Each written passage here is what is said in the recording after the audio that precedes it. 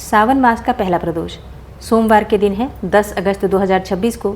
अब ये कितना शुभ और दुर्लभ संयोग हमें प्राप्त हो रहा है सावन के महीने में सोम प्रदोष का, कि इस दिन अगर आप किसी भी कामना से उपाय करना चाहते हैं या कोई भी विशेष पूजा करना चाहते हैं तो आपको आपकी पूजा का बहुत अधिक पुण्यफल प्राप्त होता है।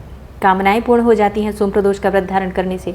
सोम प्रदोष वैसे तो किसी भी महीने में बहुत श्रेष्ठ है, लेकिन जब सावन मास में आता है तो इसका महत्व और अधिक बढ़ जाता है। अगर आप में से कोई भी भक्त जो कि प्रदोष का व्रत शुरू करना चाहते हैं तो इस प्रदोष से आप अपने व्रत का प्रारंभ कर सकते हैं। किसी भी कामना का संकल्प लेकर आप अपने व्रत का प्रारंभ। प्रदोष का व्रत कैसे किया जाता है, संपूर्ण विधि क्या होती है, ये मैं आपको अलग से वीडियो बनाकर दे दूंगी, तो आप लोग देख सकते हैं।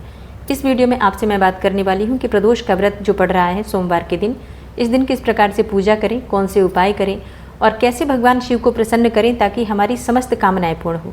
किसी भी कामना से आप उपाय करना चाहें तो आज के दिन कर सकते हैं, जैसे कि संतान प्राप्ति हो या फिर धन की प्राप्ति चाहते हो, मनचाहा जीवन साथी चाहते हो, सुखद दाम्पत्य चाहते हो, योग्य जीवन साथी की कामना हो, शीघ्र विवाह की कामना हो, तो इस दिन आपको विशेष रूप से भगवान शिव की आराधना करनी है।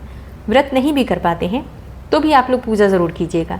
वैसे तो सोमवार है तो सोमवार का व्रत सभी करते ही हैं, लेकिन अगर सोमवार का व्रत आप नहीं भी करते हैं तो भी प्रदोष का व्रत आप कर सकते हैं और सोम प्रदोष और सोमवार का व्रत दोनों का फल आपको प्राप्त होगा।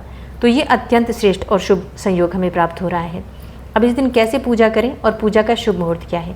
देखिए, सोम प्रदोष के दिन शाम की पूजा का शुभ मुहूर्त है शाम को 6:45 से रात्रि 8:30 तक।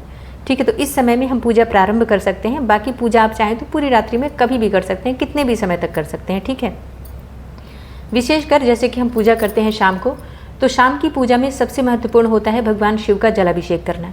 वैसे तो सुबह पूजा करेंगे ही आप, लेकिन शाम को प्रदोष काल में भगवान शिव की विशेष पूजा होती है। तो कामना के अनुसार अभिषेक आप कर सकते हैं।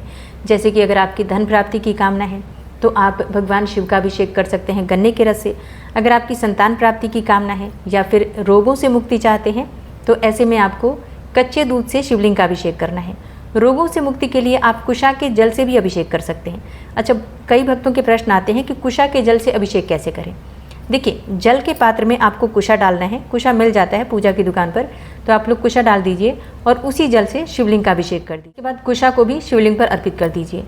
अगर आप घर में कर रहे हैं तो कुशा निकाल कर फिर से आप रख सकते हैं और बाद में फिर से दोबारा से किसी भी दिन जल में डालकर उसी कुशा से जल का अभिषेक कर सकते हैं। पंचामृत से अभिषेक करना श्रेष्ठ माना जाता है। सभी कामनाएं पूर्ण हो जाती हैं पंचामृत के अभिषेक से। ठीक है, तो इस प्रकार से आप लोग अपनी कामना के अनुसार उपाय कर सकते हैं। गन्ने के रस से भगवान शिव का अभिषेक कर सकते हैं, या फिर अगर आपकी कोई और भी कामना है तो आप जैसे अनार का रस हो या फिर अंगूर का रस हो तो उससे भी भगवान शिव का अभिषेक कर सकते हैं।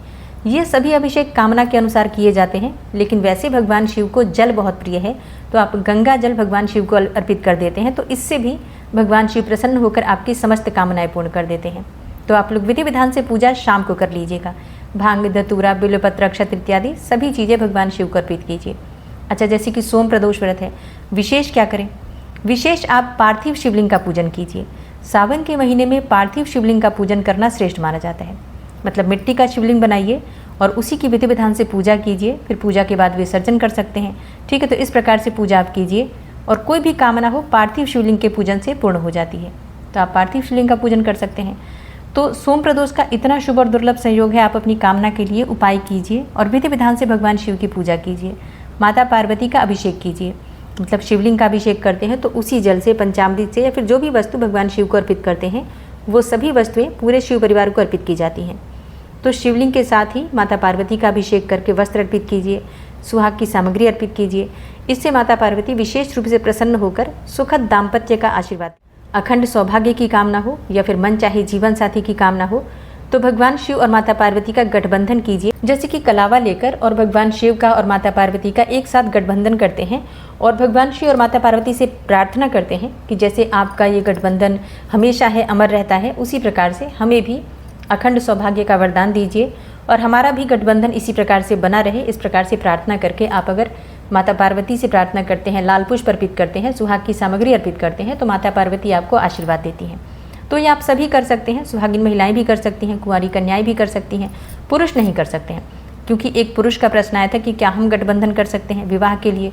नहीं, आप गठबंधन नहीं कर सकते हैं, महिलाएं कर सकती हैं, कन्याएं कर सकती हैं। ठीक है, तो इस प्रकार से भगवान शिव और माता पार्वती की पूजा कीजिए। बहुत ही शुभ मुहूर्त है और बहुत शुभ संयोग है।